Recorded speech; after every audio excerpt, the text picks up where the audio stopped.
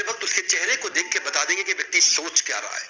इतना accurate prediction देंगे उसके बिहेवियर के बारे में, उसके इमोशंस के बारे में, उसके रिएक्शंस के बारे में। ये एक्सपर्टीज इनको आगे चल के कई साम्राज्य को स्थापित करने में इसकी मदद करी। इनके बचपन से शुरुआत करते हैं।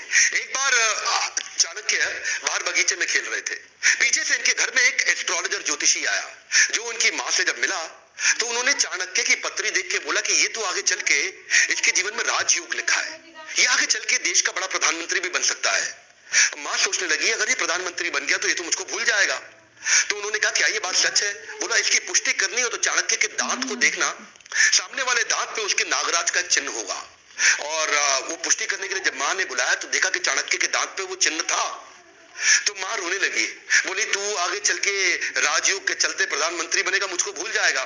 इतना सुनते ही चाणक्य ने पत्थर उठाया और अपना दांत तोड़ दिया और क्या बोला, माँ तेरे प्रेम के चलते मैं ऐसे हजारों राजपाट तुरंत खत्म कर दूंगा। इससे पता चलता है चाणक्य को कभी सत्ता का लोभ नहीं था। आगे चल के देशभक्त चाणक्य तक्षशिला के प्रधानाचार्य बने, प्रधानाध्यापक बने। उन्हीं दिनों सिकंदर पूरी दुनिया को जीतते हुए भारत की तरफ बढ़ रहा था।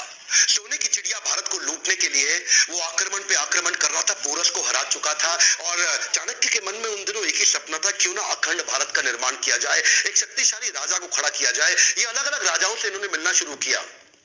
उस समय मगध जो सबसे बड़ा साम्राज्य था नंदा डायनेस्टी का, आज के समय में जो उड़ीसा है, बिहार है, उत्तर प्रदेश जो आज का समय है, वो सारा सब उस समय मगध कहलाया जाता था।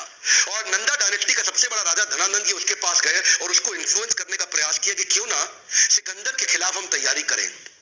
और तब इन्होंने कहा, अच्छा उस समय धनानंद बिजी था, किन चीजों में बिजी था, वो प्रजा से कर वसूलता था, टैक्स लेता था और उसको अपने जुए सट्टे लॉटरी में, पर स्त्री गमन में, अपने भोग विलास के अंदर खर्च कर देता था।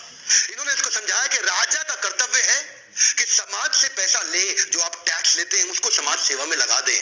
और धनानंद को गुस्सा आया, बोला ए पंडित तुम अपनी पंडिताई करो, मुझको राजपाट ना सिखाओ, सिकंदर यहाँ तक नहीं पहुंच पाएगा। जब चाणक्य ने इनको दोबारा समझाने का प्रयास किया, इन्होंने धक्का मार के उसको गिरा दिया नीचे। और जब चाणक्य नीचे गिरे तो उनकी शिखा खुल गई और बोले तेरी यही शिखा काट देंगे। उस बात पे चाणक्य को बहुत बुरा लगा। उस दिन उन्होंने एक संकल्प ले लिया कि मैं ये शिखा तब तक नहीं बांधूंगा। This is called converting anger into resolution. उन्होंने अपने क्रोध को संकल्प में परिवर्तित किया। बोला उस दिन तक शिखा नहीं बांधूंगा जब तक तेरे साम्राज्य को उखाड़ के एक अखंड भारत का राजा ना लाकर खड़ा कर दूं। बहरहाल अब चाणक्य को लगने लगा कि अब समय आ गया कि मुझे ही किसी को कल्टीवेट और बिल्ड करना पड़ेगा। चाणक्य की डिटर्मिनेशन आपको इस बात से समझ में आएगी कि उन्होंने एक यंग लड़के के प्रति अपना जीवन समर्पित कर दिया जिसका नाम था चंदू। इसका नाम आगे चल के पड़ा चंद्रगुप्त। इसको उन्होंने ट्रेनिंग दी, बहुत सारे संस्कार और सारे प्रकार के शास्त्र उसको सिखाए। इमेजिन करिए ये 17-18 साल के लड़के, चंद्रगुप्त की मदद से इन्होंने सोचा कि मैं सिकंदर के साम्राज्य को उखाड़ दूंगा। चंद्रगुप्त को खुद को भी विश्वास नहीं था, लेकिन उनको निष्ठा थी, उनकी शरणागति थी चाणक्य पंडित के प्रति। चाणक्य उनको एडवाइस करते चले गए, गाइड करते चले गए। चंद्रगुप्त उनकी सारी बातों को मानते चले गए। ये कहते थे कि शत्रु की दुर्बलता जानने तक उसे अपना मित्र बनाए रखो।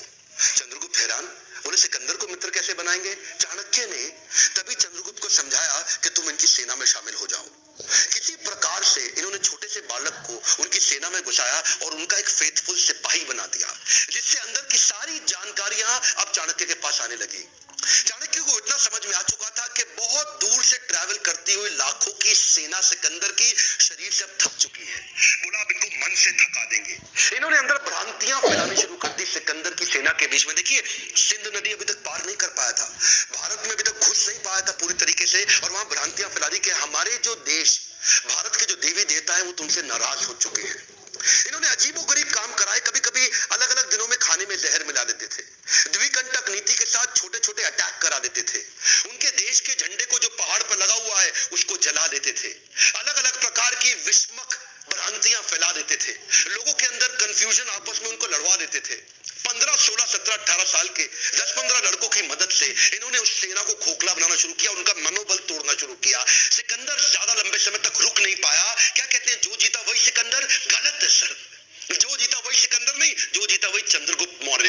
ये किसी को नहीं पता, सिकंदर भारत में कभी घुस ही नहीं पाया। चंद्रगुप्त मौर्य केवल गाइडेंस लेते रहे आचार्य से, और आचार्य चाणक्य पंडित की गाइडेंस में पूरी सेना को उखाड़ के बाहर कर दिया। इससे क्या हुआ, अब इनमें कॉन्फिडेंस